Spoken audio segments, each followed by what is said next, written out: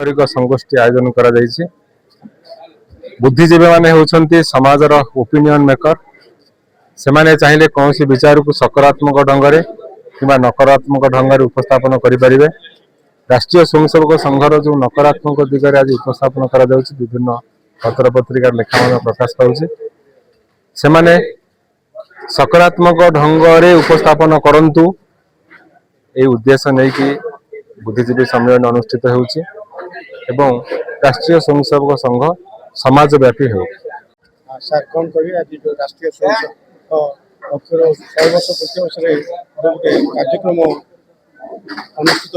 विभिन्न कार्यक्रम हाथ नि कार्यक्रम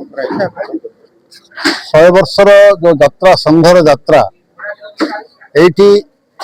तार कार्यक्रम अनुजाई 6टी कार्यक्रम भितर 7टी कार्यक्रम भितर ए कार्यक्रम चली कार्यक्रम समाजर विभिन्न वर्ग समाजर जो प्रमुख नागरिक मानकर